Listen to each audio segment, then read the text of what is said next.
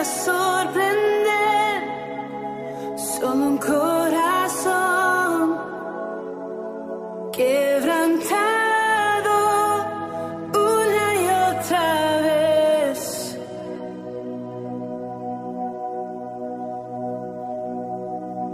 Y no hay nada que me enamore más, nada que me apasione más, solo tu presencia, solo tu mirada me hace suspirar.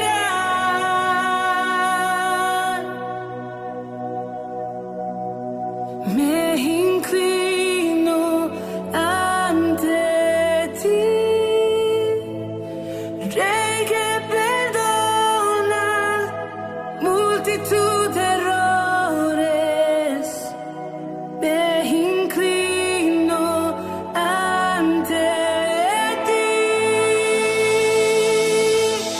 digno eternamente, digno, impresionante y digno. Solo ante ti yo me inclino. Señor Jesús, tú eres digno eternamente, digno, impresionante, digno. Solo ante ti yo me inclino.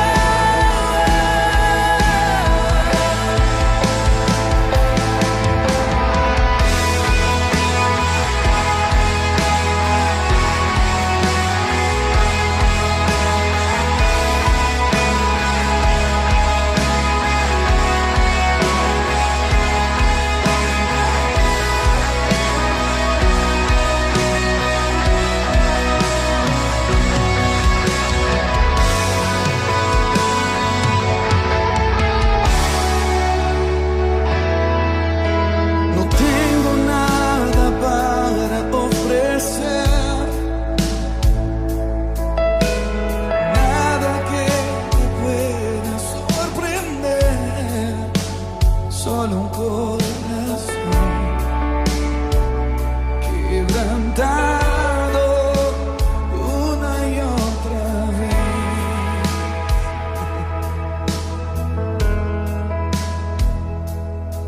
Y no hay nada que me enamore más,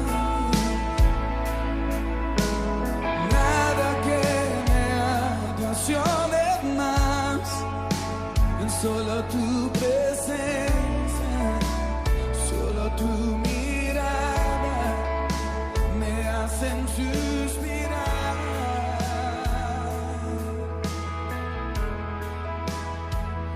Me inclino ante ti, Rey que perdona multitud de errores. Hola hermanos, qué bueno poder compartir con ustedes en estos días, reflexionando, orando al Señor.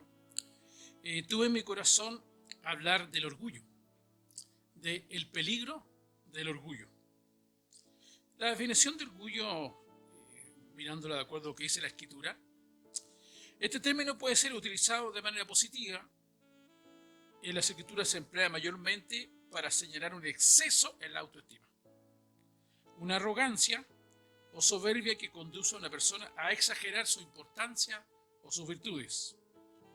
En hebreo, la palabra gea viene de una raíz que significa elevarse. El orgullo hace que el individuo piense que es mejor que los demás, y lo que es peor, pretende negar a Dios o cuestionar sus palabras y acciones. El orgullo es, por tanto, pecaminoso. La palabra dice en Proverbios 21:4, altivez de ojos y orgullo de corazón, y pensamientos de impíos son pecado. Por lo tanto, de acuerdo a la Escritura, el orgullo es un pecado. Si vamos ahí mismo en Proverbios, pero capítulo 16, versículo 18, dice: antes del quebrantamiento es la soberbia, y antes de la caída la altivez de espíritu. Antes del quebrantamiento es la soberbia, y antes de la caída la altivez de espíritu. En la versión NTV dice: el orgullo va delante de la destrucción y la arrogancia antes de la caída. La Reina Valera contemporánea dice que la soberbia precede al fracaso, la arrogancia anticipa la caída. Bueno, el peligro más sutil del que debe cuidarse el Hijo de Dios es del orgullo, ya que a diferencia de los demás pecados, como el adulterio, el robo, la borrachera, etc., estos no se ven. Es difícil poder disciplinar a alguien, incluso reprenderle, sin que el Espíritu Santo convenza a la persona de su orgullo. Desde que el hombre y la mujer pecaron, las ansias de poder, la autosuficiencia, que es sinónimo del orgullo, han causado violencia entre los hombres, separación de familias, enemistades entre los pueblos, naciones. Incluso muchos han dejado la iglesia, la comunión con Dios, por no saber arrepentirse de los pecados, por la vanidad de no tener que reconocer sus faltas, de confesar, de arrepentirse. El orgullo también ha producido mucha división entre nosotros. Si vamos a la raíz, en Ezequiel 28, 17 nos dice: se enalteció tu corazón a causa de tu hermosura, corrompiste tu sabiduría a causa de tu esplendor. Yo te arrojaré por tierra, delante de los reyes te pondré para que miren en ti. Se enalteció tu corazón a causa de tu hermosura. ¿De quién está hablando? Del enemigo de nuestras almas. El enemigo de nuestras almas se enalteció, se enorgulleció y fue arrojado desde el cielo, de la presencia de Dios. Y entonces, en su odio, vino a traspasar al ser humano su pecado de vanidad. Esto de querer ser como Dios. Quiso sentarse en el trono de Dios. No le bastó su hermosura ni los privilegios de estar cerca de Dios. Sobrepasó los límites y desde siglos enseña a los seres humanos a salirse de los límites en una clara provocación a Dios. Ingenuamente el ser humano sigue esta tendencia sin saber el daño que se está haciendo a sí mismo, sin tener en cuenta las consecuencias de andar sin Dios.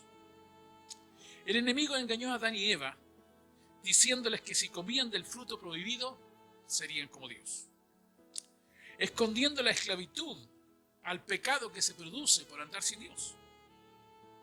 Enseguida vino el sufrimiento al ser humano. No solo fueron echados del paraíso, sino de la comunión con Dios. Como consecuencia, una de las primeras manifestaciones del pecado vino con el homicidio de su hijo Caín a su otro hijo Abel. Su propio hijo derramó sangre de su hermano. Claramente Adán y Eva no midieron la consecuencia de sus acciones. Y todas las generaciones siguientes hasta hoy siguen sufriendo estas consecuencias. Todo lo que el hombre sembrare, esto también segará. El orgullo ciega, no deja mirar, discernir nuestras actitudes. Es absolutamente peligroso porque obstruye la visión espiritual. No deja mirar hacia adelante. Así que el tropiezo, la caída es inminente.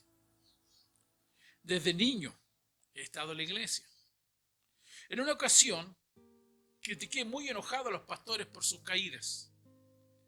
Hablé delante de mi padre de cómo estos hombres podían fallarle a Dios. Nunca he olvidado la respuesta de mi papá. Cuidado, me dijo. Estos hombres de los cuales tú hablas tuvieron su primer amor. Empezaron bien, y se desviaron. Hoy, si echamos una mirada alrededor, lamentablemente tenemos muchos malos ejemplos. Desde hace tiempo o desde hace poco sabemos de ministros que han causado escándalo, que dejaron el ministerio por algún pecado. Lo peor es que sabemos de otros que siguen ministrando con un dudoso testimonio. El mundo critica, y con razón. ¿Qué pasó con esos lindos hombres de Dios que tropezaron? Gente que fluía, que se notaba su verdor, utilizado por Dios. ¿Qué les pasó en el camino? Vamos a mirar en Habacuc capítulo 2, versículo 4. He aquí que aquel cuya alma no es recta se enorgullece, mas el justo por su fe vivirá. He aquí que aquel cuya alma no es recta se enorgullece, mas el justo por su fe vivirá. En la versión NTV dice: mira a los orgullosos, confían en sí mismos y sus vidas están torcidas, pero el justo vivirá por su fidelidad a Dios. El orgullo nos hace desviar, tuerce los caminos de Dios. El orgulloso depende de sí mismo. En cambio, el que vive por fe depende de Dios. Uno de los peores problemas del orgullo es que no solo ciega, sino que también tapa los oídos. No escucha o no deja escuchar las advertencias. La persona deja de buscar el consejo. No quiere depender de otros. No reconoce la gracia de Dios en otros. Al final se deja de depender de Dios. Esto es lo que le pasó a David. David, un hombre del cual Dios mismo dijo: he hallado un varón conforme a mi corazón. Cometió una serie de pecados.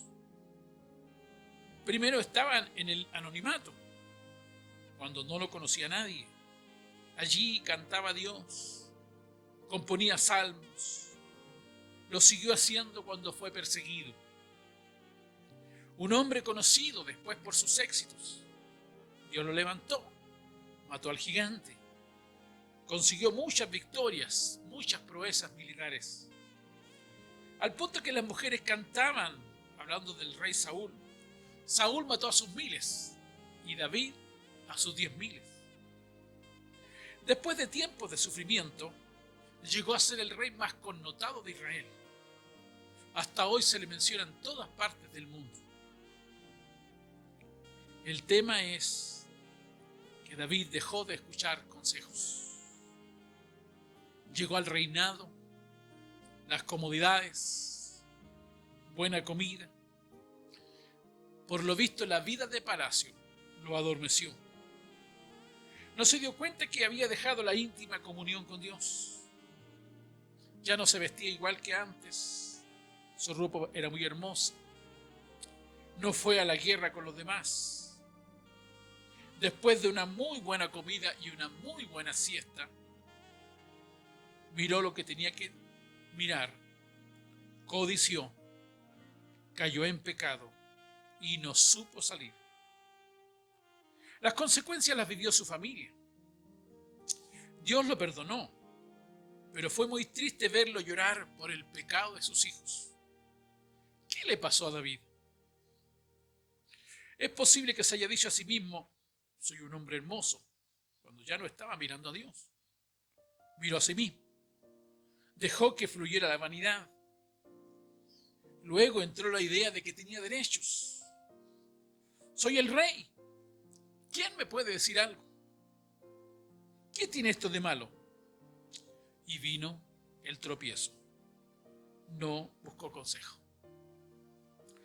Nosotros no estamos ajenos a este riesgo. No estamos inmunes. Debemos estar atentos a los síntomas.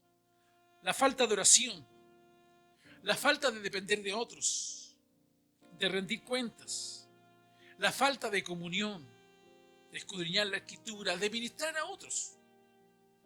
De a poco otras cosas llenan nuestro corazón. Ocupan el lugar que antes ocupaba Dios. Nos deslizamos sin darnos cuenta. Cuando David reconoce su pecado, lo expresa en el Salmo 51. Ten piedad de mí, oh Dios, conforme a tu misericordia. Pero lo notorio es el versículo 17. Dice, los sacrificios de Dios son el espíritu quebrantado. Al corazón contrito y humillado no despreciarás tú, oh Dios. Tuvo que volver al principio. Reconoce que había dejado de humillarse delante de Dios. Había dejado de depender de Dios y tropezó.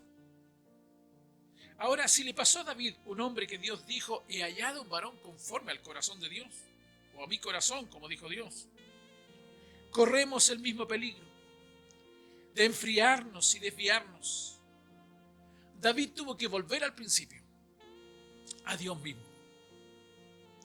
Lo contrario de la humildad es el orgullo, la vanidad, el viejo pecado de la autosuficiencia. Se manifestó en Babel. En Génesis 11 vemos un monumento al orgullo. Los hombres se unieron para tratar de alcanzar el cielo sin Dios. Construyeron una torre, se obstinaron, tropezaron unos con otros. En unos instantes fueron confundidos. Babel para nosotros es sinónimo de confusión.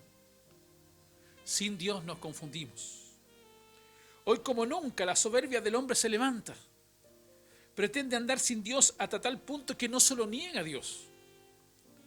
Lo quiere sacar de su existencia para finalmente ir contra Dios. Este es el ser humano del último tiempo. Nosotros debemos revisar constantemente nuestro corazón. Que no se llene de orgullo. Que no nos pongamos autosuficientes. La palabra habla en Santiago, capítulo 4, versículo 6. Dios resiste a los soberbios, pero da gracia a los humildes. La vanidad hace tropezar. Cuando el diablo no nos puede parar, nos empuja. Cuando no puede detenernos con la depresión, la mala economía, cuando no nos puede detener diciéndonos que somos inútiles, que no servimos, cuando no puede detenernos acusándonos de pecado, cuando no le resulta con la culpabilidad, entonces nos empuja. Nos dice lo lindo que somos, cómo Dios nos usa maravillosamente. Hace que nos exaltemos sobre nuestros hermanos. No reconocemos a otros. Nos hace creernos únicos y especiales. Después viene el enfriamiento. Y si no nos arrepentimos, después el pecado empieza a llenar nuestro corazón y finalmente caemos. Antes de la caída viene la altivez. Lo curioso es que en Babel los hombres dijeron, hagámonos un nombre. Hagámonos un nombre. Esto tiene que ver con la fama, el alcanzar notoriedad. Desde la caída del ser humano, este persigue el poder. Y aquí el peligro para un cristiano, brillar en forma personal. No es Cristo, sino nuestra propia fama.